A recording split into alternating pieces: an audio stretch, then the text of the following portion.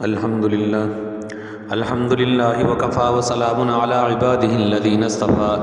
اما بعد فاعوذ باللہ من الشیطان الرجیم بسم اللہ الرحمن الرحیم هو الذی ارسل رسوله بالہدی ودین الحق لیظہرہ علی الدین کلہ ولو کرہ المشرکون۔ صدق اللہ العظیم۔ میرے واجب الاحترام عزیز ساتھیوں اور طلباء کرام، اللہ تبارک و تعالیٰ کے فضل و کرم سے ایک لمبے عرصے کے بعد آج پھر ہم ایک اور نشست خلفائے راشدین کی سیریز کے حوالے سے لگانے میں ہم کامیاب ہوئے ہیں۔ اس میں کچھ مصروفیات بھی تھیں اور کچھ مجبوریاں ایسی تھیں کہ جس میں ایک لمبے عرصے کے بعد ہمیں دوبارہ ملنے کا اتفاق ہوا۔ حضرت فاروق اعظم رضی اللہ تعالیٰ عنہ کے زمانہ خلافت کے حوالے سے آپ کو یہ بات یاد رکھنی ہے کہ آج کی آخری سیریز ہوگی۔ میں خلفاء راشدین کی بات نہیں کر رہا، حضرت فاروق اعظم رضی اللہ تعالیٰ عنہ کی زمانہ خلافت میں جو فتوحات ہوئی ہیں ان کا جو ہم نے ایک تذکرہ شروع کیا تھا ان کے زمانہ خلافت کا، تو آج کی آخری سیریز ہوگی اور ان کے شہادت کا پس منظر بھی اختصاراً ہم بیان کریں گے، اور باقی ان کے جو تفصیلی ان کے جو حالات ہیں، شہادت کا پس منظر ہے، تو وہ میرے خیال میں پہلے ہو چکا ہے اور یوٹیوب کے اوپر بھی ہوگا اور شاید فیس بک بھی اوپر بھی ہوگا۔ اگر اس کو سرچ کریں گے، یہ جو پرانے ساتھی ہیں آپ ان سے ذرا کنٹیکٹ کر لیں گے تو آپ کو بتا دیں گے، یوٹیوب کے اوپر بھی پڑا ہوگا تقریباً، تو آپ وہاں سے دیکھ لیں گے۔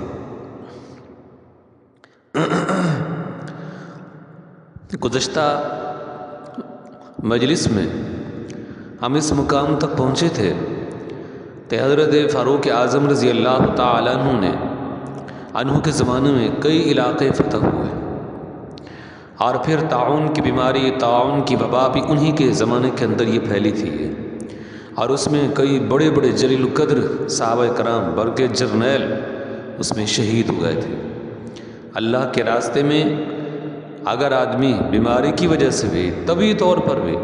اگر فوت ہو جائے، مر جائے، تو اللہ کے راستے میں وہ شہید ہے۔ وہ کیوں؟ اس لیے کہ وہ اللہ کے راستے میں نکلا ہے۔ حضرت عمر فاروق رضی اللہ تعالیٰ عنہ کے زمانے میں جنگ قادسیہ کے ذریعے سے خاص طور پر جب ایران فتح ہو گیا، اور جنگ یرموک کے ذریعے سے خاص طور پر جب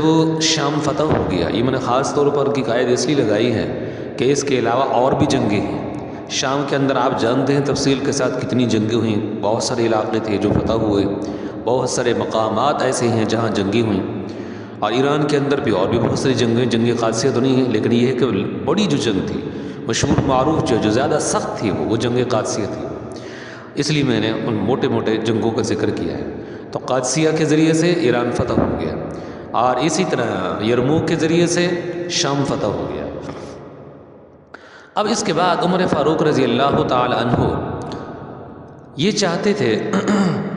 کہ مزید ہمارا یہ جو فتوحات کا جو سلسلہ ہے، یہ جنگوں کے ذریعے سے اس کو ختم کر دینا چاہیے۔ اب جتنی ہماری حکومت پھیل چکی ہے، رعایا تک یہ اسلام اور دین یہ پہنچ چکا ہے، پیغام پہنچ چکا ہے، اسی کو ہمیں سنبھالنا چاہیے، اس خطے کو، اور پھر ہم اپنے اخلاق کے ذریعے سے، اپنے کردار کے ذریعے سے اوروں کو ہم متاثر کریں، تاکہ وہ متاثر ہو کر وہ اسلام کو قبول کریں۔ تو اس لیے عمر فاروق رضی اللہ عنہ نے سمجھے کہ اس پر جا کر بریک لگا دی تھی، ٹھیک ہے،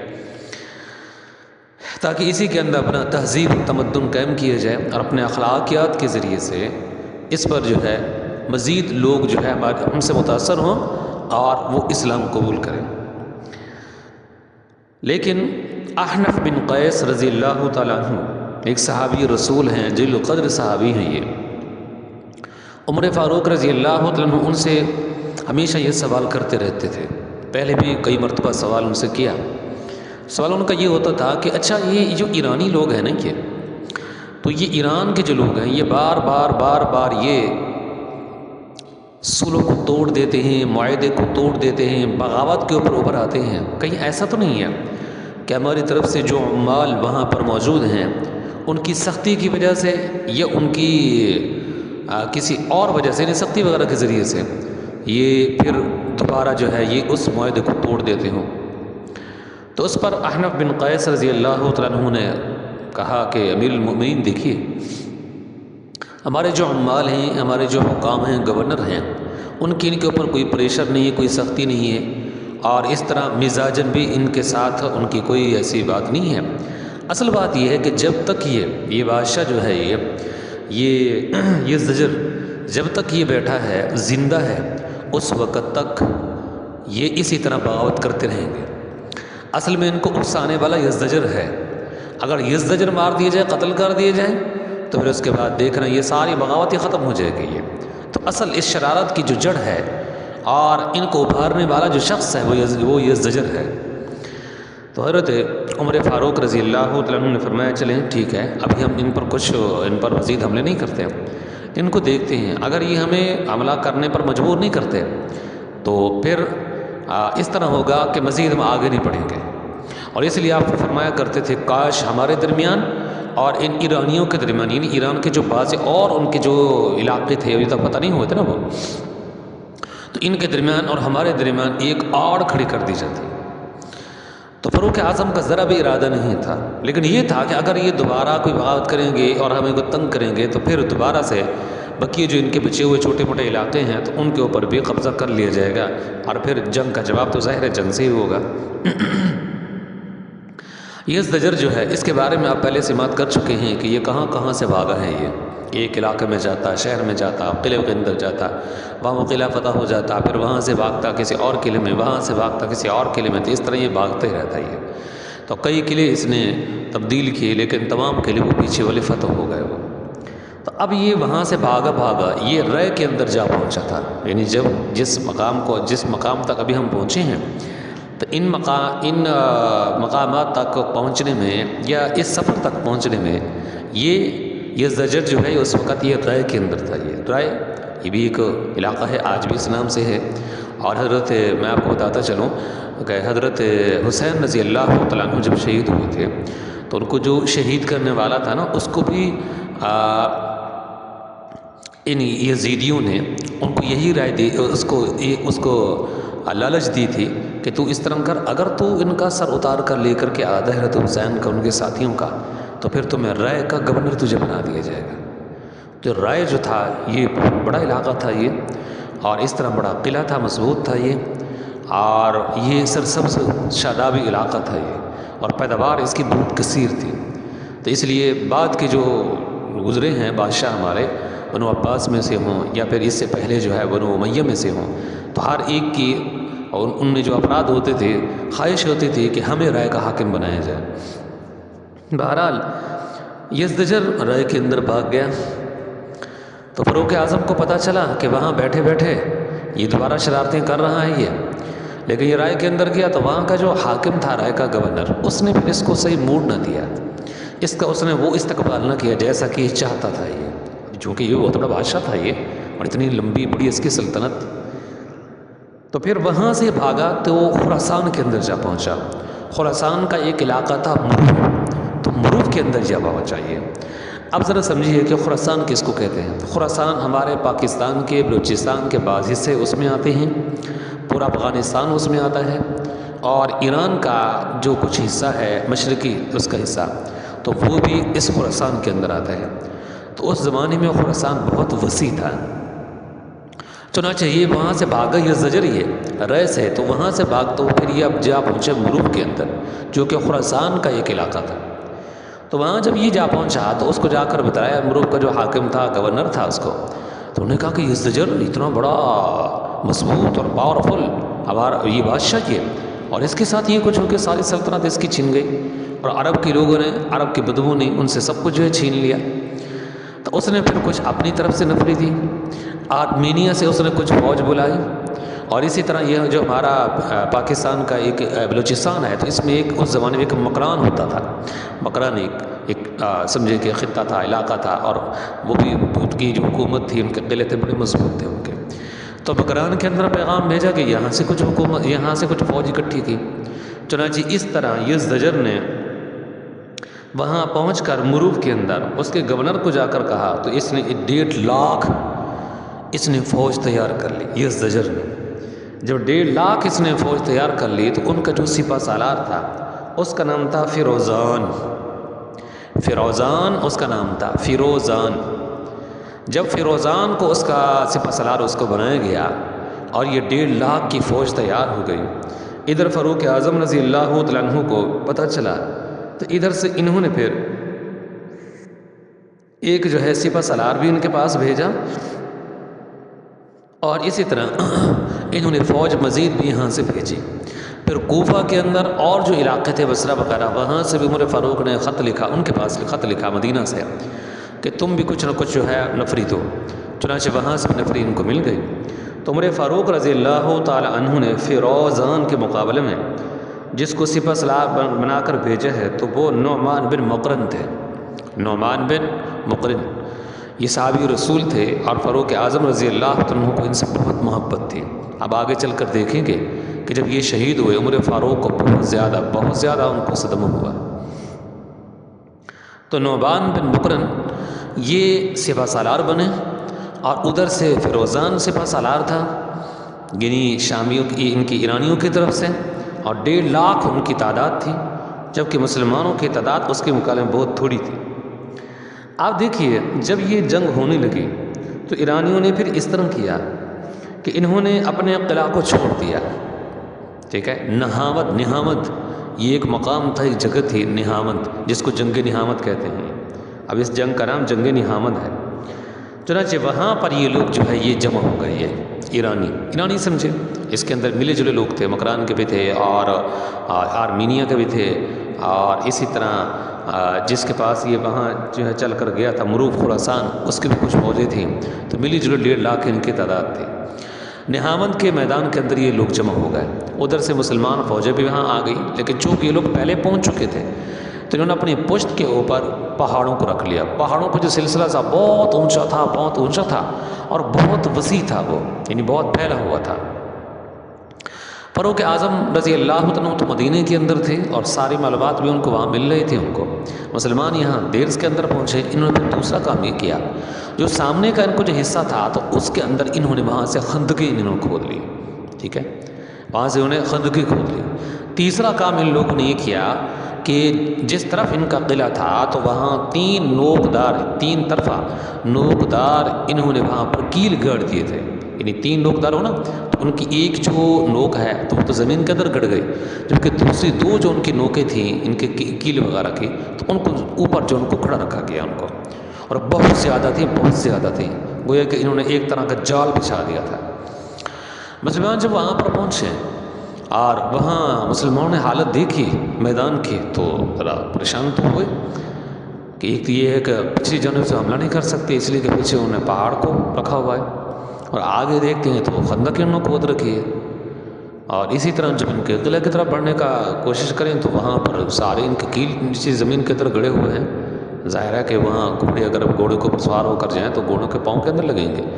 تو اس سے وہ کہاں جو آگے بڑھ سکتے ہیں، اور ان کا اس کا مسلمانوں کو نقصان بھی ہوا۔ آگے آپ چل کر دیکھیں گے کہ نعمان بن مقرن رضی اللہ عنہ یہ اسی صورت کے اندر یہ شہید ہوئے ہیں، یہ اسی وجہ سے یہ شہید ہوئے ہیں۔ اب دیکھیے جب وہ لڑائی جو ہے شروع ہونے لگی تو اس میں مسلمانوں نے دل جمی کے ساتھ ان کا مقابلہ کیا۔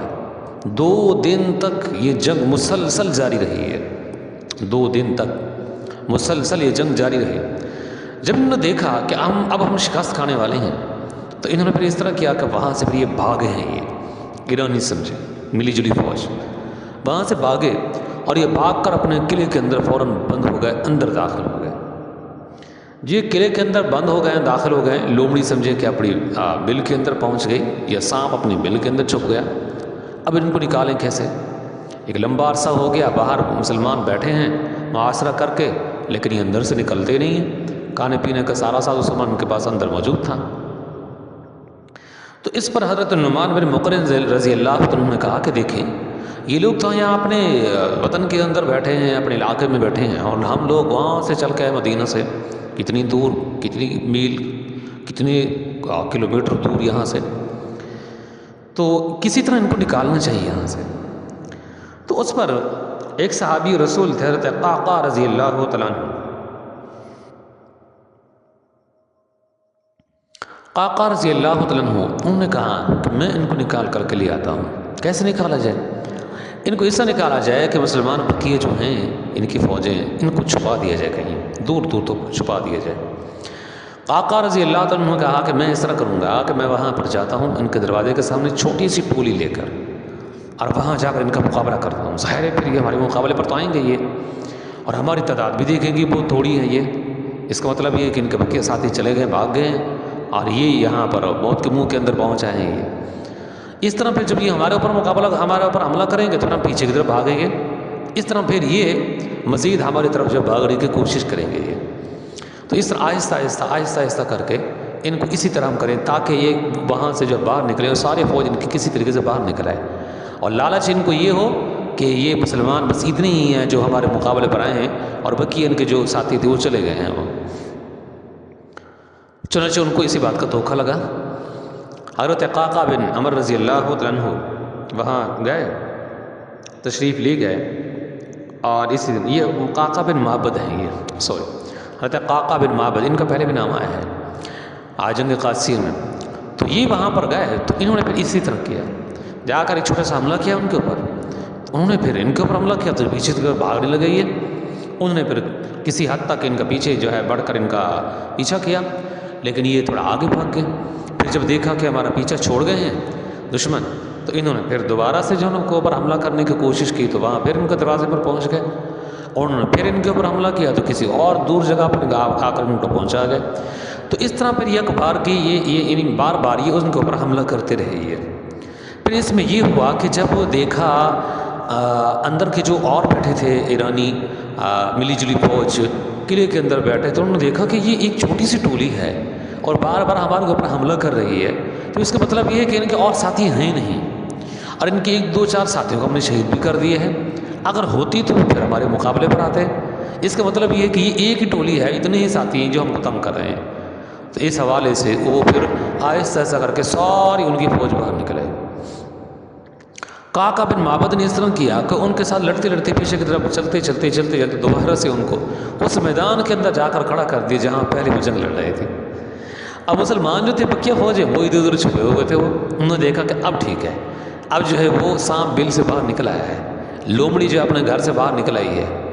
انہوں نے پھر اس طرح کیا کہ انہوں نے جا کر ہر طرف سے ان کے اوپر حملہ کر دیا، ان کو گھیرے کے اندر لے لیا۔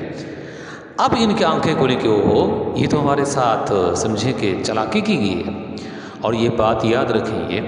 جنگ ہے ہی دھوکا، جیسا کہ آپ صلی اللہ علیہ وسلم کی حدیث ہے، آپ صلی اللہ علیہ وسلم نے ارشاد فرمایا تھا، یہ کسی غزوے کے اندر ارشاد فرمایا تھا، یہ ہم نے فرمایا کہ جنگ تو ہے ہی دھوکا، تو یہ جنگوں کے اندر جائز ہے، اس کو ناجائز نہ سمجھنا۔ تو اس طرح پھر ساری فوج جو ہے ان کی وہ مسلمانوں کے حصار کے اندر آ گئی۔ مسلمان تو ادھر ادھر چھپے بیٹھے تھے وہ، اور اسی کے اندر بیٹھے تھے کہ کسی طریقے سے باہر نکل آئے، اسی انتظار میں بیٹھے تھے، تو ہر طرف سے ان کو آ کر جو ہے ان کو گھیرے کے اندر لے لیا۔ جب ان کی پوری فوج ایرانیوں کے گھیرے کے اندر آ گئے تو اب مسلمانوں نے پھر ان کو قتل کرنا شروع کر دیا، مارنا شروع کر دیا۔ اب حیران ہو گئے کہ ان کی ایک بڑی تعداد ان کی اس میں قتل ہو گئی، اور پیچھے کے لیے ان کے پاس کوئی اور راستہ نہیں تھا کہ کسی طرح کے طریقے سے پیچھے جو ہے بھاگ سکتے ہیں، کیونکہ مسلمانوں نے پیچھے سب کچھ ان کے راستے جو ان کے جو بند کر دیے تھے۔ اور یہاں پر جو لڑائی ہوئی ہے اس کے اندر آپ دیکھیں گے کہ اتنی سخت لڑائی تھی یہ، چونکہ ان کو یہ پتا تھا کہ پیچھے ہمارا راستہ بند ہو گیا ہے اور ہم دوبارہ قلعے کے اندر جا نہیں سکتے، بس ہمارے پاس ایک ہی آپشن ہے، یا مریں یا پھر ماریں، اور بچ تو ویسے نہیں سکتے، کیوں نہ ہو کہ پھر ہم دل جگری کے ساتھ لڑیں۔ تو انہوں نے پھر دل جگری کے ساتھ لڑائی کی ہے۔ اس میں کہتے ہیں صحابہ کہ اس میں ہمیں لیلۃ الحریر ہم کو یاد آ گئی، رات تک یہ جنگ جاری رہی ہے۔ لیلۃ الحریر یہ جنگ قادسیہ کی ایک رات تھی جس کے اندر رات تک جنگ جو ہے جاری رہی تھی۔ حضرت حذیفہ رضی اللہ تعالیٰ عنہ اور حضرت نعیم رضی اللہ تعالیٰ عنہ، یہ دو صحابی رسول ہیں یہ، اور یہ حضرت نعمان بن مقرن رضی اللہ عنہ کے دونوں بھائی ہیں یہ۔ فاروق اعظم رضی اللہ عنہ نے جب ان کو وہاں سے روانہ کیا تھا مدینہ سے، تو آپ نے فرما دیا تھا کہ اگر نعمان بن مقرن شہید ہو جائے تو پھر اس کے بعد حذیفہ سپہ سالار ہوں گے، حذیفہ شہید ہو جائیں تو پھر نعیم سپہ سالار ہوں گے۔ چنانچہ حضرت نعمان بن مقرن رضی اللہ عنہ، ان کا جو گھوڑا تھا وہ بدکا، یعنی ان کے جو سامنے والے پاؤں تھے وہ انہیں کیل کی وجہ سے وہ زخمی ہوئے، تو ان کی جو سامنے ٹانگیں تھیں انہوں نے نیچے زمین کے اوپر انہوں نے بچھائیں، تو یہ منہ کے بل نیچے جو زمین کے اوپر گر پڑے، تو کسی کافر نے آگے بڑھ کر ان کے اوپر حملہ کر دیا، جس سے پھر یہ شہید ہو گئی۔ حضرت حذیفہ ان کے جو بھائی تھے انہوں نے جلدی بڑی پھرتی کے ساتھ انہوں نے کام لیا دوران جنگ کے۔ انہوں نے اس طرح کیا کہ ان کے جو کپڑے تھے جلدی جلدی کپڑے اتارے ان کے بھائی کے، اور جو شہید ہو چکے تھے ان کے اپنے بھائی کے کپڑے اتار کر جلدی سے اپنے اوپر پہن لیے، اور اپنے اوپر پہن کر اپنے کپڑے اتار دیے، اور اس طرح پھر جو ہے جلدی سے میدان کے اندر آگے کہنے لگے کہ تم یہ نہ سمجھنا کہ نعمان شہید ہو گئے، لیکن نعمان زندہ ہیں، کیونکہ اگر میدان جنگ کے سپہ سالار اس میں جو ہے قتل ہو جائے، شہید ہو جائے، تو پھر فوجیں جو لڑ رہی ہوتی ہیں، جو جنگ کر رہی ہوتی ہیں، ان کے حوصلے پست ہو جاتے ہیں، اس میں کافی اس میں فرق پڑتا ہے، نقصان ہوتا ہے، اور دشمن جو ہے اس کے اندر ان کو سمجھے کہ حوصلہ مل جاتا ہے کہ ان کا جو سپہ سالار ہے ہمارا جو مد مقابل ہے وہ شہید ہو گیا یا قتل ہو گیا وہ، تو اس صورت کے اندر مورال کے اندر کافی فرق آ جاتا ہے۔ تو انہوں نے پھر اس طرح کیا کہ بھائی کے کپڑے پہن کر اور اپنے کو حوصلہ دیا اور غیروں کے حوصلوں کو توڑا، کہا کہ تم یہ نہ سمجھنا کہ نعمان شہید ہو گئے بلکہ وہ زندہ ہیں، دیکھو میں نعمان ہوں میں۔ تو حضرت نعمان بھی مقرن جو سپہ سالار تھے فاروق اعظم نے بنا کر بھیجا تھا ان کو، تو وہ اس کے اندر وہ شہید ہو گئے۔ وہ جب رات ہوئی 2 دنوں کے بعد بعد میں چل کر ان کے حوصلے پست ہو گئے ایرانیوں کے، اور اس کے بعد پھر مسلمانوں کو اس کے اندر جو فتح ملی ہے، اور پھر یہ لوگ قلعے کے اندر بھی داخل ہو گئے، تو قلعہ سارا کا سارا ان کے قدموں کے نیچے آ گیا اور قلعہ بھی جو ہے فتح ہو گیا، لیکن حضرت نعمان اس کے اندر جو ہے شہید ہو گئے۔ فاروق اعظم رضی اللہ تعالیٰ عنہ کو جب پتہ چلا تو انہوں نے پھر اس کے اوپر جو ہے ان کو بڑا صدمہ ہوا اور پھوٹ پھوٹ کر روتے تھے، کہتے تھے کہ نعمان جو ہے مجھے بہت پیارے تھے وہ، اور بڑا وہ دلیر آدمی تھا وہ۔ ہاں اس کے اندر پھر یہ ہوا کہ ان کا جو سپہ سالار تھا وہ بھی اس کے اندر جو ہے قتل ہو گیا، ٹھیک ہے، ان کا جو سپہ سالار تھا یہ فیروزان، تو یہ بھی اس جو ہے جنگ کے اندر یہ ایرانیوں کا اس کے اندر یہ قتل ہو گیا۔ اس طرح جو ہے مسلمانوں نے جو ہے میدان مار لیا، اللہ تبارک و تعالی نے فتح اور کامیابی اور کامرانی سے ان کو ہمکنار کیا۔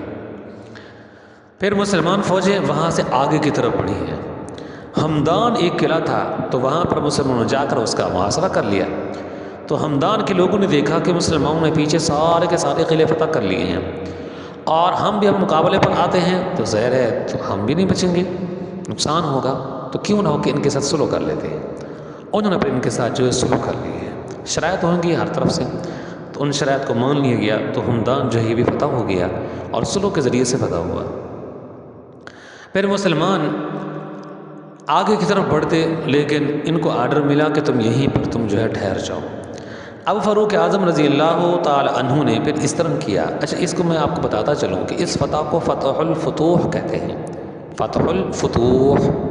کیونکہ اس کے بعد بقیہ جو علاقے فتح ہوئے ہیں ان کی فتح میں کامیابی میں مسلمانوں کو مزید اس کے اندر جو ہے ان کو کوئی کسی مشکل کا سامنا نہیں کرنا پڑا، بلکہ یہ کے بعد دیگر آسانی کے ساتھ وہ قلعے فتح ہوتے گئے ہیں۔ دوسری بات یہ کہ یہ جو جنگ تھی، جنگ بہت بہت بہت جو ہے سخت تھی، یہ جس طرح کہ جنگ قادسی ہے، جنگ یرموک ہے، تو سمجھے کہ یہ بھی اس کے ساتھ ملتی جلتی تھی یہ، اس لیے بھی مسلمانوں نے اس کو نام فتح الفتوح کا دیا۔ آپ کتابوں کے اندر دیکھیں گے بعضوں میں آپ کو یہ ہیڈنگ ملے گی۔ اب فاروق اعظم نے اس طرح کیا، ان علاقوں کے فتح ہو جانے کے بعد بصرہ کا جو حاکم تھا اس کو فاروق اعظم نے خط لکھا، فرمایا کہ تم اصفہان کے اوپر تم جو ہے چڑھائی کر دو۔ چنانچہ انہوں نے پھر اصفہان کے اوپر انہوں نے جو ہے چڑھائی کر دی۔ جب اصفہان کے اوپر انہوں نے چڑھائی کی تو اصفہان کے بہت سارے علاقے تھے، ان کو جو ہے فتح کر لیا۔ ایک کا نام تھا فتیج، اس کو بھی انہوں نے جو ہے فتح کر لیا۔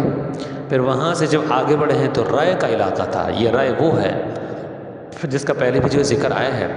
اور یہ زجر تھا، یہ اسی رائے ہی کے اندر یہ گیا تھا، اور وہاں سے پھر جب اس کو پروٹوکول نہ ملا تو وہاں سے پھر یہ خراسان کے ملک کے اندر چلا گیا تھا، اور وہیں سے پھر اس نے بیٹھے بیٹھے فوج بھیجی تھی، جس میں کہ ابھی آپ تفصیل کے ساتھ سماعت کر چکے ہیں۔ اب مسلمان رائے کو فتح کرنے کے بعد وہاں سے پھر آگے بڑھے ہیں، اور پھر یہ آگے بڑھ کر کئی سارے اور علاقے تھے جس کو مسلمانوں نے جو ہے فتح کر لیا۔ اچھا، اس میں آپ ذرا یہ دیکھیے، ابو غطفان ایک شخص تھے،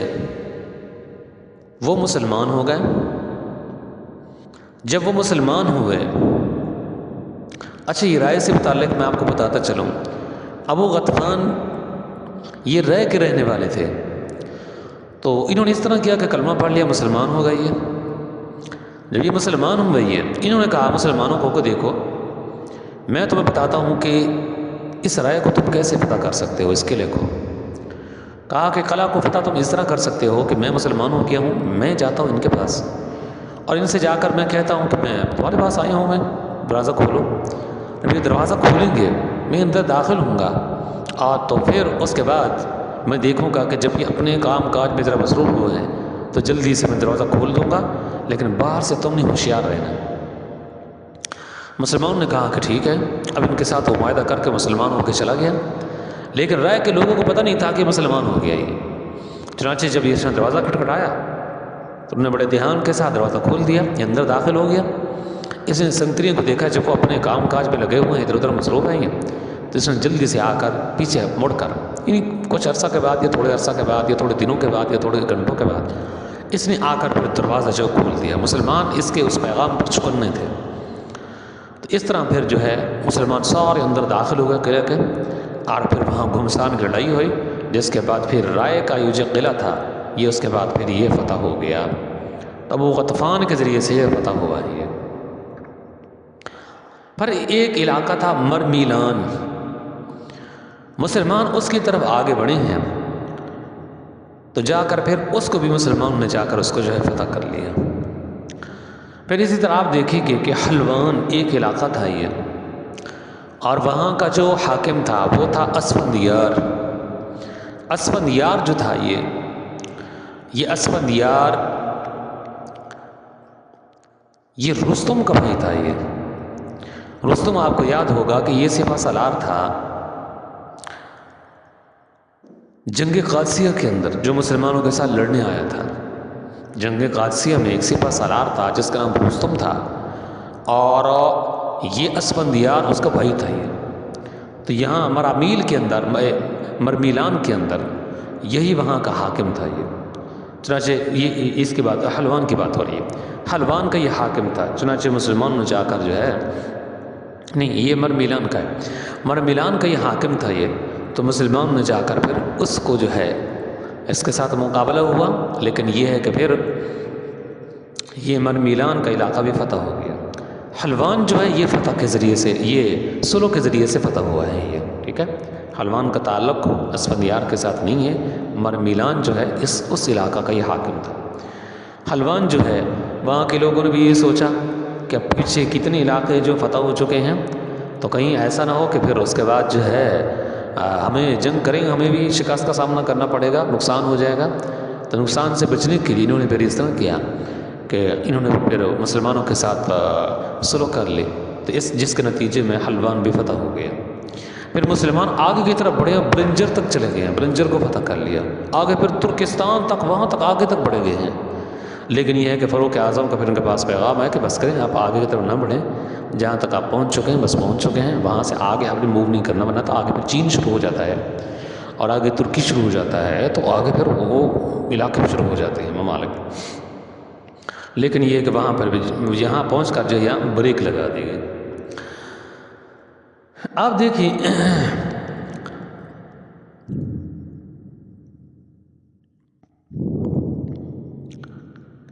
مسلمان پھر وہاں سے آگے بڑھے ہیں، ہیرات کے اندر تک بھی گئے ہیں۔ ہیرات یہ خراسان کا ایک علاقہ تھا، اس کو بھی حضرت احنف بن قیس رضی اللہ تعالیٰ عنہ اس کو فتح کیا ہے۔ عظیم سپہ سالار کا نام آتا ہے جس میں خالد بن ولید بھی ہیں، حضرت عمر بن عاص بھی ہیں، فاتح مصر، آگے ہم ان کا تذکرہ کرنے والے ہیں، سعد بن وقاص بھی ہیں، جنگ قادسیہ لڑنے والے، اور اسی طرح خالد ہیں، ابو عبیدہ بن جراح ہیں، حضرت یزید بن ابو سفیان ہیں۔ تو یہ تمام تر وہ حضرات ہیں جو صفہ سالار سمجھے جاتے ہیں اور بڑا ان کا نام ہے۔ تو ان میں سے ایک احنف بن قیس کا بھی ہے، انہوں نے خراسان کو انہوں نے فتح کیا، اور خراسان کا جو یہ شاعر تھا علاقہ ان کا، یہ ہرات، اس ہرات کو انہوں نے فتح کیا تھا۔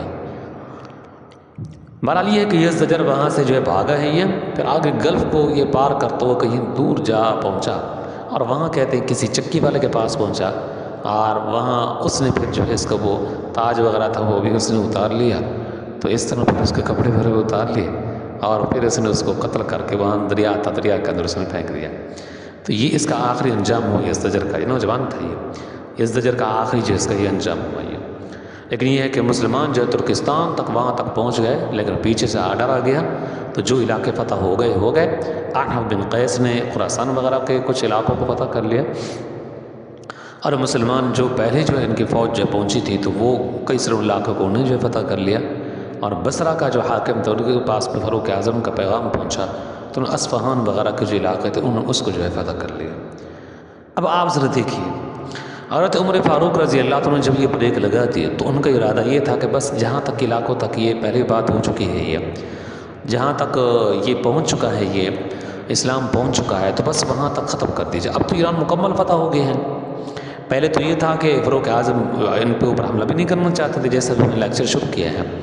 لیکن یہ ہے کہ ایرانی بار بار مجبور کر رہے تھے فاروق اعظم کو حملہ کرنے کے لیے، جس کا نتیجہ یہ ہوا کہ فاروق اعظم کو بالآخر رضی اللہ عنہ ان کو پھر جو ہے اپنی فوج سے بھیجنی پڑی، اور اس طرح ان کے ساتھ جو ہے ان کا مقابلہ ہوا، اور مسلمانوں نے پھر پورے ایران کو فتح کر لیا، اور بھی بہت سے علاقے تھے جن کو مسلمانوں نے جو ہے فتح کر لیا۔ آپ یہاں پر دیکھیں کہ فاروق اعظم رضی اللہ تعالی عنہ کے پاس عمر بن عاص رضی اللہ عنہ بار بار پیغام بھیجتے تھے، وہ اس وقت فلسطین کے اندر تھے، تو پیغام بھیجتے تھے فاروق اعظم کو کہ دیکھو ساتھ یہ مصر ہے یہ، اور یہاں کا جو حاکم تھا فلسطین کا تو وہ مصر کے اندر بھاگ گیا، اور مصر کا جو علاقہ ہے وہ بڑا ہریالی ہے اور ملک بڑا خوشحال ہے وہ، اور وہاں کی آمد بھی بہت زیادہ ہوتی ہے، لہٰذا آپ مجھے تھوڑی سی فوج بھی اگر مجھے دے دیں نا، تھوڑی سی فوج جو بلکہ میرے پاس موجود ہے، بس اتنی کافی ہوگی، آپ اجازت دے دیں تو میں اس کو فتح کر لوں گا۔ میں فاروق اعظم اجازت نہیں دیتے تھے، لیکن یہ ہے کہ عمر بن عاص کے بار بار ان تک جو ہے پیغام جو ہے پہنچ رہے تھے، تو فاروق اعظم نے فرمایا کہ چلے 4000 آپ کے پاس فوج ہے نا، مزید کچھ دیتے ہیں، تو 4000 آپ کے پاس ہے ملی جلی، تو آپ اس کو لے جائیں، بس اتنی ہی پاس یہ تمہیں دے رہا ہوں میں، لیکن یہ ہے کہ تم وہاں پر جاؤ اور اسی کے اوپر تم نے قناعت کرنا، مزید میں نہیں دے سکتا۔ عمر بن عاص نے کہا کہ بس آپ کی اجازت کی ہمیں ضرورت تھی، فوج میں بہت کافی ہے، بہت ہے 4000۔ چنانچہ جب یہ مصر کے اندر داخل ہوئے تو وہاں کئی سارے علاقے تھے جو انہوں نے فتح کیے ہیں۔ اچھا، مصر سے متعلق میں آپ کو بتاتا چلوں، ابھی چونکہ ہمارا ایک ٹاپک ہے، مضمون ہے، ہم نے چونکہ اس کو چھیڑا ہے، تو اب ذرا اس کی ہم اس کو بیان تو ہم نے کرنا ہے، لیکن یہ کہ آپ اس کی مزید اس کی تفصیل آپ دیکھنا چاہتے ہیں، سننا چاہتے ہیں، تو پھر عمر بن عاص رضی اللہ عنہ کے اوپر جو انہوں نے سیرت ان کی بیان کی ہے، تو اس کے ضمن میں ہم نے پھر مکمل طور پر یہ فتح جو مصر ہے، چونکہ عمر بن عاص کو سہرا ان کے پہنچتا ہے، تو یہ مکمل ہم نے اس کی ان کی بایوگرافی کے اندر اس کی تفصیل ہم نے بیان کی ہے۔ اب دوبارہ ہم مکمل تفصیل کے اندر نہیں جانا چاہتے، ابھی یہ جو رمضان تھا نا، رمضان کے بعد عمر بن عاص کی، بلکہ عید الفطر کے دن عمر بن عاص کی ان کی وفات ہے، تو اس حوالے سے پھر ہم نے جب ان کی بایوگرافی اسی سال میں جب ہم نے کور کی تھی، تو اس کے ضمن میں پھر بہتر طریقے سے، اچھی طریقے سے میں تو یہ سمجھتا ہوں کہ پھر ہم نے اس کی جو ہے تفصیل ہم نے اس کی جو ہے بیان کر دی ہے، اور آپ مزید تفصیل دیکھنا چاہتے ہیں تو پھر آپ کو میں بلکہ کہوں گا کہ عمر بن عاص کے اس جو ایپیسوڈ ہے آپ اس کو مزید اس کو سنیں، اس میں آپ کو بہت زیادہ فائدہ ہوگا۔ ابھی ہم اتنی تفصیل میں تو نہیں جائیں گے، البتہ یہ کہ جو ہمارا جو ایک موضوع ہے جس پر ہم چل رہے ہیں انشاءاللہ اس کو اختتام تک پہنچائیں گے، اور کسی قدر اس میں تفصیل نہیں ہوگی بلکہ اجمال سے کام لیا جائے گا۔ بہرحال دیکھیں آپ، عمر بن عاص جب مصر میں داخل ہوئے تو کئی سارے قلعے تھے جن کو انہوں نے حملہ کیا، ان کو فتح کر لیا، تو بلبیس یہ قلعہ تھا، عمر بن عاص وہاں پہنچے اور وہاں جا کر انہوں نے اس کا جو ہے گھیراؤ کر لیا، آپ ذرا مصر کے بارے میں تھوڑا سا یہ بھی خاکہ اپنے ذہن کے اندر رکھیں کہ مصر کا جو حاکم تھا سن 6 ہجری میں نبی اکرم صلی اللہ علیہ وسلم ان کے پاس بھی خطوط لکھے تھے، جس طرح کے دیگر ممالک کی جو بڑے تھے بادشاہ تھے ان کے پاس خطوط لکھے گئے تھے، اور اس کا مشہور جو لقب تھا مقوقس تھا، یہ موٹے قاف کے ساتھ ہے یہ۔ اس نے آپ صلی اللہ علیہ وسلم کے خط کی بڑی تعظیم کی تھی، اور اس نے کچھ ہدایہ بھی بھیجے تھے، اور ایک ماریہ قبطیہ رضی اللہ عنہا کو باندھی تھی، وہ بھی اس نے نبی اکرم صلی اللہ علیہ وسلم کی خدمت کے اندر بھیجی تھی۔ اور اس سے اگر آپ ذرا پیچھے چلے جائیں، ابراہیم علیہ السلام ہیں، جب انہوں نے عراق کو چھوڑا تھا اور عراق کو چھوڑ کر وہ شام میں آئے تھے، شام سے پھر وہ مصر کے اندر گئے تھے، اور مصر سے پھر جب وہاں سے وہ واپسی جو ہے ہو رہے تھے تو ان کو پھر ہاجرہ ان کو جو ہے ملی تھی رضی اللہ عنہا یا علیہ السلام، حضرت اماں ہاجرہ، جن کو آپ صلی اللہ علیہ وسلم فرمایا کرتے تھے کہ حضرت ہاجرہ بھی میری والدہ ہیں، اماں ہیں میری۔ تو اس حوالے سے حضرت ہاجرہ ان کا تعلق بھی وہاں مصر سے تھا، ماریہ قبطیہ ان کا تعلق بھی مصر سے تھا۔ اسی نسبت سے نبی اکرم صلی اللہ علیہ وسلم نے پھر اپنے بیٹے جو ماریہ قبطیہ کے بدن سے پیدا ہوئے تھے رضی اللہ عنہا، ان کا نام بھی آپ نے ابراہیم رکھا تھا، اپنے ابا ابراہیم کے نام پر۔ نبی اکرم صلی اللہ علیہ وسلم نے اپنی زندگی کے اندر فرما دیا تھا کہ مسلمانوں، جب تم مصر کو تم فتح کرو، تمہاری فوجیں وہاں پر داخل ہوں، تو اہل مصر کے ساتھ تم نے نرمی کا سلوک کرنا ہے، مصر والوں کے ساتھ تم نے نرمی کا سلوک کرنا ہے، ان کے ساتھ تم نے سختی سے پیش نہیں آنا۔ تو اس لیے صحابہ کرام جب وہاں پر داخل ہوئے تو انہوں نے بس اس بات کو مد نظر رکھا تھا۔ اچھا، اس میں ذرا آپ کو میں ایک واقعہ جو ہے سناتا چلوں میں۔ ارمانوس یہ مقوقس کی بیٹی کا نام ہے یہ، اور اس مقوقس کی جو بیٹی تھی وہ ہرقل کی بیٹے کی بیوی تھی، یعنی اس نے ہرقل جو تھا اس کا جو بیٹا تھا اس کے ساتھ اس نے جو اپنی بیٹی کا نکاح کر دیا مقوقس نے۔ اب ہوا یہ، ان کو پتہ نہیں تھا، ادھر سے مسلمان نے اچانک حملہ کر دیا، تو وہ وہاں واپس اپنے میکوں کی طرف جا رہی تھی، تو مسلمان نے جتنے بھی وہاں اس کے ارد گرد لوگ تھے پروٹوکول کے طور پر سب کو گرفتار کر لیا، اور مقوقس کی بیٹی کو بھی گرفتار کر لیا، مال غنیمت کے اندر وہ بھی آئیں۔ لیکن جب عمر بن عاص کو پتہ چلا کہ مقوقس کی بیٹی ہے یہ، اور پھر اسی طرح مقوقس کا جو برتاؤ تھا اور اس نے جس طرح کہ نبی اکرم صلی اللہ علیہ وسلم کے خط کی تعظیم کی تھی، تو اس حوالے سے وہ بھی اس کو جو ہے جانتا تھا، اور اس کو جانتے تھے عمر بن عاص، تو اس لیے پھر انہوں نے ان کے ساتھ کوئی سختی والا معاملہ نہیں کیا، بلکہ یہ کہا کہ ان کے بھی ہمارے اوپر احسان ہے۔ نبی اکرم صلی اللہ علیہ وسلم نے فرمایا تھا کہ جب تم مصر کو فتح کرو تو اس وقت تم نے خیال رکھنا ہے، ان کے ساتھ تم نے اچھے انداز سے تم نے پیش آنا ہے۔ تو عمر بن عاص نے کہا کہ نہیں، مقوقس کی بیٹی ہے یہ، لہذا اس کا بھی ہمارے اوپر احسان ہے، لہٰذا ہم بھی اس پر احسان کرتے ہیں کہ اس کی بیٹی کو ہم چھوڑ دیتے ہیں۔ چنانچہ پھر اس کی بیٹی کو جو ہے چھوڑ دیا گیا ارمانوس کو، اور پھر وہاں سے وہ واپس چلی گئی، وہ اپنے جہاں جا رہی تھی اپنے خاوند کے پاس۔ مقوقس کو جب پتہ چلا اس حال کا تو اس پر بھی بہت متاثر ہوا کہ انہوں نے دیکھو میری وجہ سے انہوں نے جو ہے میری بیٹی کو جو ہے چھوڑ دیا ہے۔ بہرحال یہ ہے کہ عمر بن عاص رضی اللہ عنہ جب وہاں پر پہنچے ہیں مصر کے اندر، آپ دیکھیں گے کہ وہاں پر جو ہے قصر شمع، یہ ایک قلعہ تھا، بڑا مضبوط تھا یہ، اور یہاں پر ان کی جو ہے فوجیں رہتی تھی ان کی، اور یہ جو قصر شمع تھا یہ سمجھیں کہ بہت پرانا ان کا جو ہے قلعہ تھا مصریوں کا۔ پھر اسی طرح ایک ان کا تھا جو ہے منز نامی ایک جو ہے قلعہ تھا، اور یہ بھی اس کے ساتھ قصر شمع کے ساتھ جو ہے پڑتا تھا، یہ بھی بڑا مضبوط تھا، اور یہ فرعونیوں کے دور سے چلا آ رہا تھا یہ۔ اور پھر اسی طرح ایک اور ان کا جو ہے قلعہ تھا اسکندریہ، اس کو سکندر اعظم نے اس کی جو ہے بنیاد رکھی تھی، جب اس نے 350 قبل مسیح کے اندر اس نے مصر پر جب اس نے حملہ کیا اور پھر مصر کو اس نے جو ہے فتح کیا تھا، تو اس وقت اس نے پھر جو اپنے نام پر اسکندریہ کی اس نے بنیاد رکھی تھی، اور وہاں میں قلعہ تھا۔ لیکن یہ ہے کہ یہ جو خود جو ہے بادشاہ تھا، یہ مقوقس ہی ہے، تو یہ منز کے اندر رہتا تھا یہ، ٹھیک ہے، منز میں یہ رہتا تھا یہ،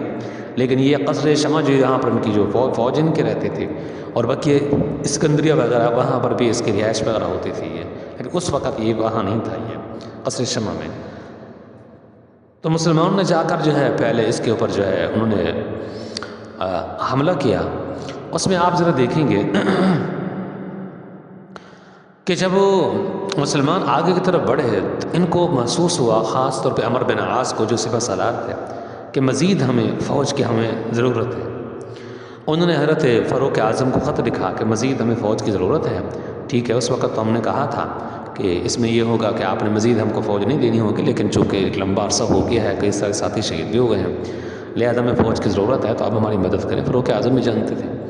تو انہوں نے پھر مزید جو ہے ان کے پاس جو ہے ایک نفری ان کے پاس بھیجی، اور وہ 4000 کی تھی۔ وہ جب 4000 کی نفری ان کے پاس پہنچی تو ساتھ فاروق اعظم نے خط کے اندر یہ بھی لکھا، اب تم نے یہ نہیں کہنا کہ ہمارے پاس فوج کی کمی ہے، بلکہ اب تمہیں پتہ ہونا چاہیے کہ میں تمہارے اندر ایسے سپہ سالار تمہارے پاس بھیج چکا ہوں، ایسے سپہ سالار 4 تمہارے اندر بھیج چکا ہوں کہ 4 سپہ سالار 1000 آدمیوں کے برابر ہیں۔ وہ ایک آدمی 1000 کے برابر ہے، چاروں نہیں، 1000 کے مقابلے میں ایک آدمی ہے،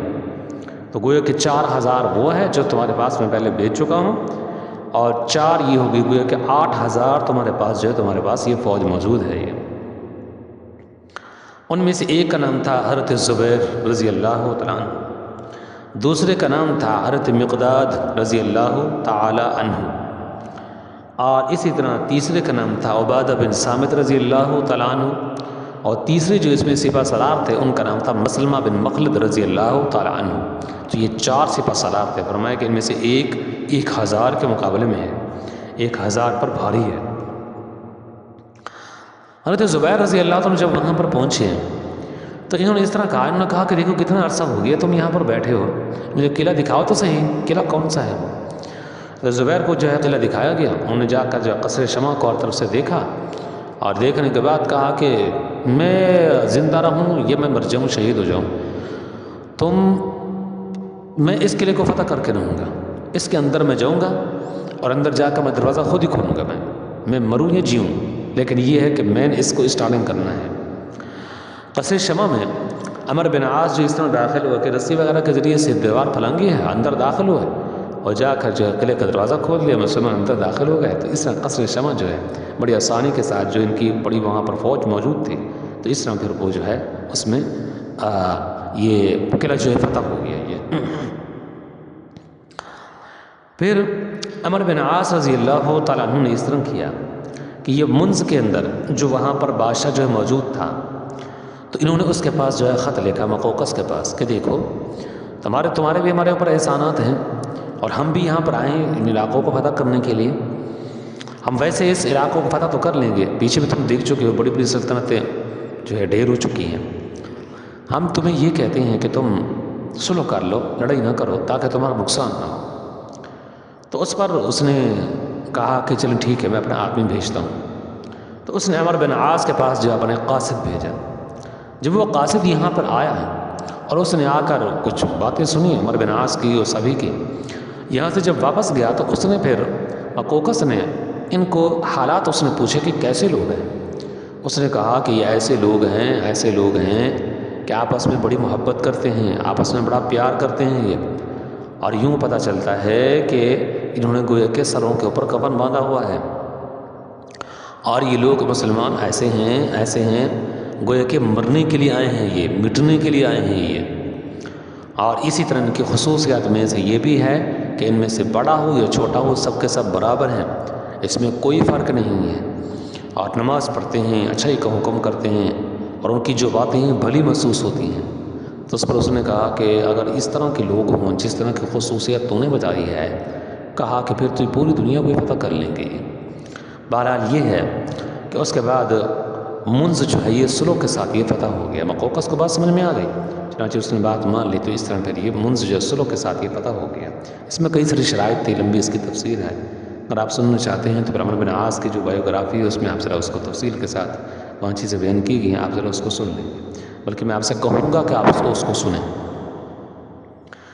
کیونکہ جب آدمی کو کوئی اپنے خود کو بات کو اچھی لگتی ہے اور اس میں ذرا مزہ آتا ہے، سکون آتا ہے بات اس کو سٹوری کو بیان کرنے میں، تو دوسرے کو پھر وہ اس کو ترغیب دیتا ہے۔ تو اس لیے میں کہوں گا کہ مجھے بہت اچھا لگا تھا جب میں نے اس کا مطالعہ کیا، اور اس وقت مجھے بڑا متاثر ہوا تھا، میرے دل کو بڑا سکون ملا تھا، اس لیے میں آپ سے کہہ رہا ہوں کہ آپ بھی اس کو جو ہے ایک دفعہ سن لیں۔ عمر بن عاص رضی اللہ تعالی عنہ نے فاروق اعظم رضی اللہ عنہ کو جواب لکھا، خط لکھا، کہا کہ مزید ہمیں نفری کی ضرورت ہے۔ فاروق اعظم کو ذرا غصہ آ گیا، انہوں نے فرمایا کہ مزید تمہیں نفری کی ضرورت ہے؟ اس کا مطلب یہ ہے کہ پھر تمہارے اندر الہیت نہیں رہی، تمہارے اندر الوہیت تمہارے اندر نہیں رہی، تمہارے اندر تقوی اور برا تمہارے اندر سے ختم ہو گیا ہے۔ بس جو کچھ میں تمہیں فوج دے چکا ہوں اسی کے اوپر تم قناعت کرو، مزید میرے پاس نہیں ہے، اور تم الوہیت اور للہیت اپنے اندر مزید تم جو ہے پیدا کرو۔ بہرحال یہ ہے کہ یہ سارا یہ جو مصر تھا، یہ اسکندریہ وغیرہ یہ بھی جو ہے فتح ہو گیا، اور مسلمانوں کی جو فوجیں تھیں وہ مزید آگے پھر لیبیا تک جا پہنچی ہیں اور پھر تیونس تک جا پہنچی ہیں۔ فاروق اعظم رضی اللہ عنہ کو پتہ چلا کہ سارے علاقے فتح ہو گئے ہیں، بلکہ ہماری فوجیں آگے جا چکی ہیں، تو انہوں نے پھر وہاں سے بریک لگا دی، اور پھر مسلمان وہاں سے واپس لوٹ آئے جہاں تک اسلام پھیل چکا اور دین پھیل چکا، تیونس وغیرہ تک، تو وہاں سے پھر واپس لوٹ آئے اور وہاں تک اسلامی حکومت جو ہے قائم ہو چکی۔ اب آپ ذرا دیکھیے، فاروق اعظم رضی اللہ عنہ نے کہا کہ دیکھیے آپ عمر بن عاص کو وہاں کا گورنر بنا دیا تھا، کہا کہ تم وہاں پر رہو مصر کے اندر، لیکن اس میں آپ نے خیال رکھنا ہے مصر میں کہ وہاں پر تم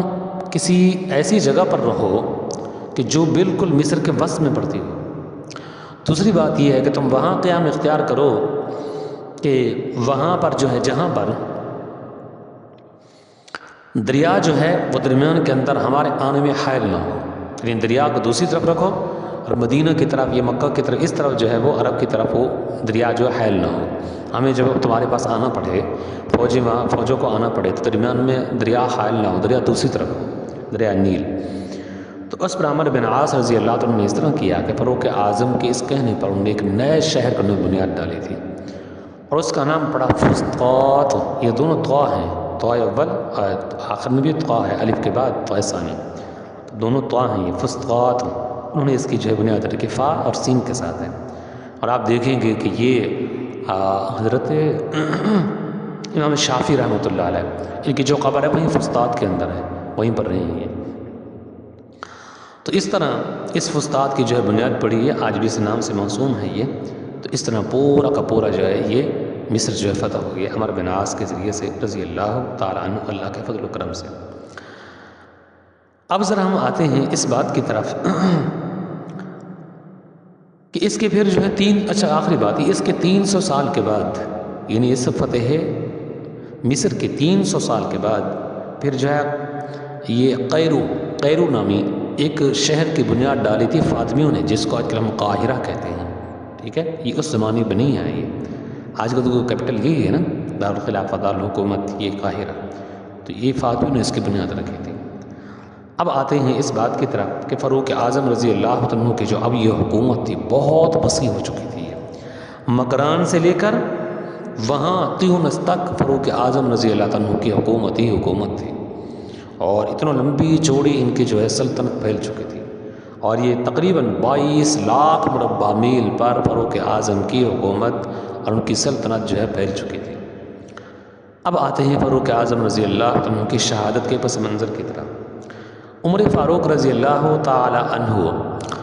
نے اللہ تبارک و تعالیٰ سے دعا مانگی اور دعا مانگتے رہتے تھے،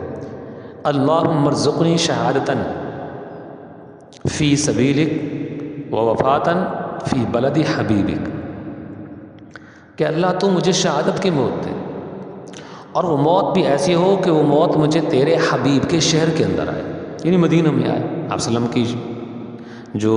قبر مبارک ہے روضہ رسول ہے وہ تو مدینہ کے اندر نا، تو کہا کہ مجھے موت بھی مدینہ کے اندر ہے اور مجھے آئے بھی موت شہادت کی۔ صحابہ کہتے ہیں کہ جب ہم نے ان کی بات سنی تو ہمیں بڑا تعجب ہوتا تھا کہ فاروق اعظم رضی اللہ عنہ کو ان کی دونوں یہ شرطیں کیسے پوری ہوں گی؟ چلو ٹھیک ہے، شہادت کی موت تو مل گئی، اور مدینہ کے اندر کون دشمن یہاں داخل ہو کر فاروق اعظم کو قتل کرے گا، شہید کرے گا، جس سے ان کو شہادت کی موت ملے؟ لیکن اللہ تبارک و تعالیٰ نے ان کی اس دعا کو جو ہے قبول فرمایا، اور اللہ تبارک و تعالیٰ ان کو شہادت کی موت دی، اور دونوں آرزویں پوری ہوئی، شہادت کی موت بھی ملی اور ملی بھی مدینہ کے اندر۔ ایک مرتبہ فاروق اعظم نے اپنی شہادت سے پہلے خواب دیکھا، وہ خواب یہ تھا کہ ایک مرغ ہے، تو وہ فاروق اعظم رضی اللہ تعالی عنہ کو وہ ڈھونڈ رہا ہے۔ فاروق اعظم رضی اللہ تعالیٰ عنہ نے اس کی جو ہے اسما بنت امیس کے سامنے اس کا خواب کا ذکر کیا، تو انہوں نے کہا کہ اس کی تعبیر یہ ہو سکتی ہے کہ آپ کسی مجوسی کے ہاتھوں آپ شہید ہوں گے، مجوسی آپ کو قتل کرے گا۔ ہوا بھی کچھ اسی طرح کہ جب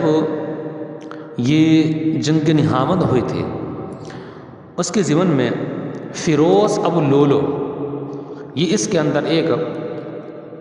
ایرانی تھا، یہ شخص یہ اس کے اندر یہ گرفتار ہوا،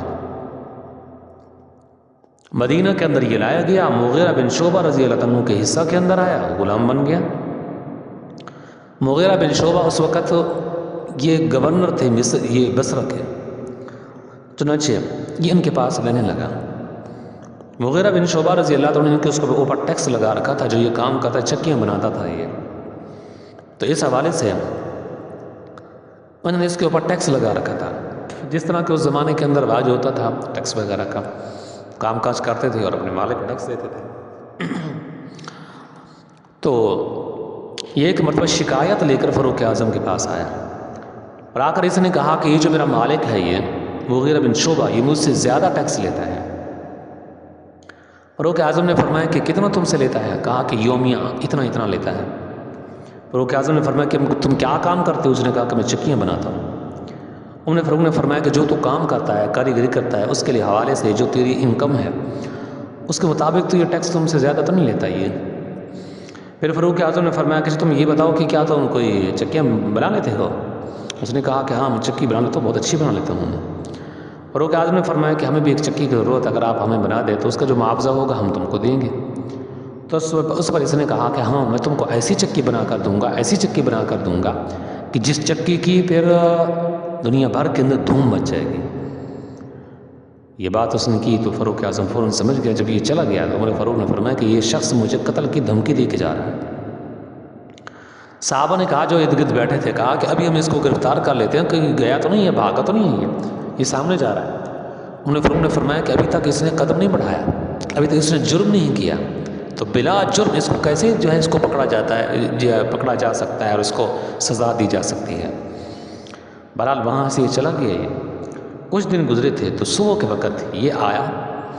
اور یہ آ کر مسجد نبوی کے اندر آ کر فاروق اعظم مصلی پر جہاں نماز پڑھاتے تھے تو پیچھے آ کر بالکل کھڑا ہو گیا یہ، اور صبح کا وقت تھا، اندھیرا تھا، اس زمانے کے اندر کوئی لائٹ وغیرہ تو ہوتی نہیں تھی یہ۔ بہرحال یہ ہے کہ فاروق اعظم جیسے ہی مصلی پر آئے، صفیں سیدھی کروائی اور تکبیر ہوئی، اس کے بعد نماز میں کھڑے ہوئے، سب جو ہے نماز میں داخل ہو گئے۔ تو اس نے پھر اپنے چادر کے نیچے سے اس نے خنجر نکالا اور فاروق اعظم پر پیدر پہ اس نے حملے کیے اور 3 بار فاروق اعظم کے پیٹ پر ہوئے، جس سے وہ جو ان کے اوپر حملہ ہوا بڑا گہرا تھا، جس سے یہ ہوا کہ ان کے اندریں وغیرہ بھی کٹ گئے عمر فاروق کی رضی اللہ تعالیٰ۔ اس کی وجہ سے بعد میں جب ان کے پاس طبیب وغیرہ آتے تھے، انصار میں سے تھا وہ، تو اس نے جب آ کر دوائی پلائی تو وہ دوسری طرف سے پھر وہ دوائی جو انتڑی کے ذریعے سے باہر نکل گئی، تو اس پر اس نے جو ہے جواب دے دیا اور کہا عمر فاروق کو کہ آپ نے جس کو اپنا کوئی بنانا ہے، اپنا خلیفہ نامزد کرنا ہے تو آپ کر سکتے ہیں، اور اس حوالے سے آپ بچنے والے نہیں ہیں۔ اس زمانے کے اندر فاروق اعظم پر جب یہ حملہ ہوا، اس ابو لولو فیروز نے حملہ کیا تو فاروق اعظم مصلی کے اوپر گر پڑے۔ پیچھے عبد الرحمن کھڑے تھے رضی اللہ تعالیٰ عنہ، وہ جلدی سے آگے بڑھے، عبد الرحمن بن عوف،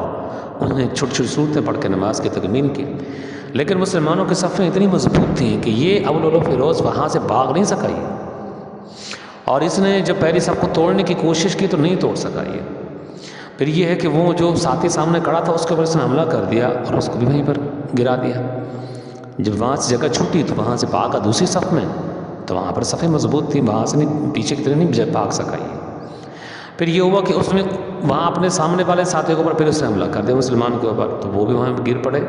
تو اس کو راستہ مل گیا، جلدی سے اس کے اوپر سے گزر سے پھر پیچھے چلا گیا یہ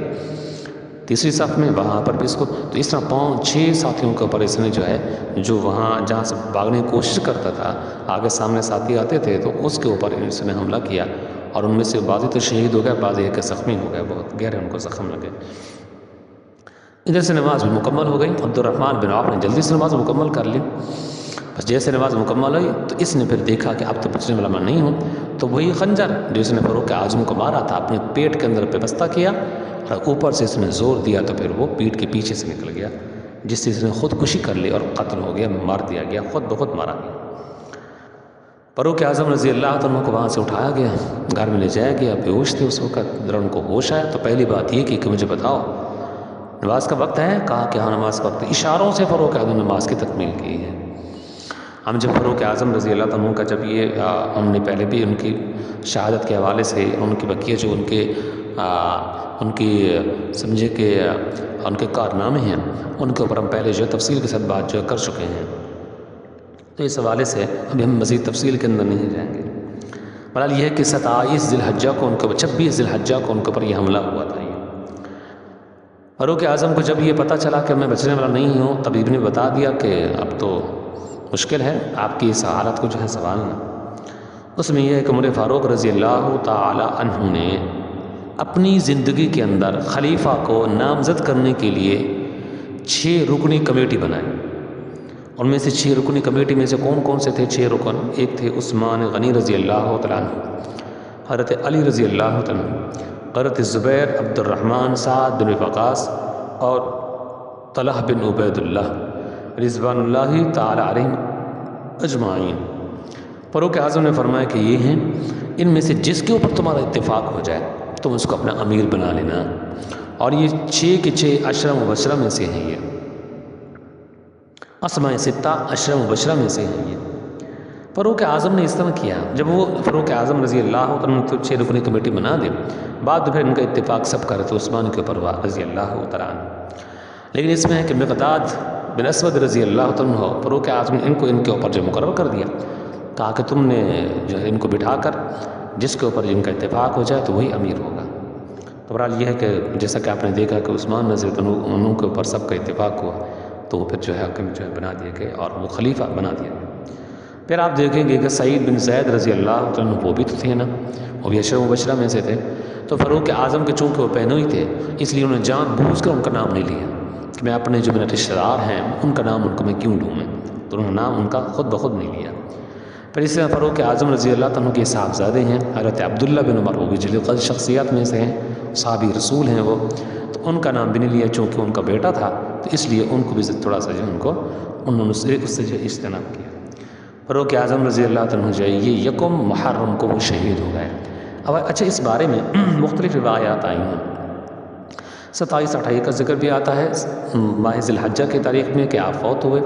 اور بعضوں میں جو ہے 1 محرم کو بھی اس کا ذکر آتا ہے۔ فاروق اعظم رضی اللہ عنہ جب یہ شہید ہو گئے، نہیں ابھی شہید نہیں ہوا ہے، شہید ہونے سے پہلے فوت ہونے سے پہلے حضرت اماں عائشہ کے پاس انہوں نے پیغام بھیج دیا کہ میں روضہ رسول کے اندر میں جگہ چاہتا ہوں۔ حضرت اماں عائشہ نے فرمایا کہ دیکھیے روضہ رسول کے اندر وہ جگہ جو چھوٹی ہوئی ہے وہ تو میں نے اپنے لیے رکھی ہوئی تھی، لیکن یہ ہے کہ اپنی ذات کے اوپر میں تم کو ترجیح دیتی ہوں،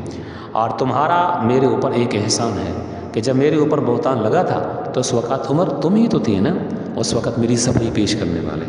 تو اس حوالے سے تمہارا میرے اوپر احسان ہے، تو اس کے بدلے میں تمہیں اپنی ذات کے اوپر فوقیت دیتی ہوں۔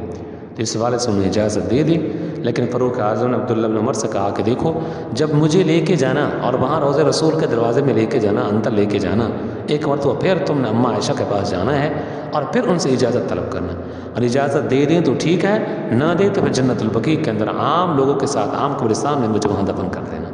اماں عائشہ سے جب دوبارہ درخواست کی گئی تو انہوں نے کہا کہ ہاں میں نے اجازت دی ہے، میرا بیٹا تھا عمر، میں نے اس کو اجازت دی ہے، لہٰذا پھر عمر فاروق رضی اللہ عنہ روضہ رسول کے اندر وہ جو ہے ان کی تدفین ہوئی ہے۔ تو اس حوالے سے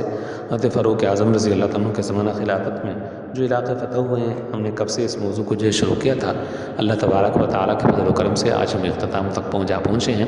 اور ان کی شہادت کو جو پس منظر اگر مزید آپ اس کو جو ہے دیکھنا چاہتے ہیں، سننا چاہتے ہیں، تو وہ بھی میرے خیال میں یوٹیوب کے اوپر یا فیس بک کے اوپر جو دونوں کے اوپر بلکہ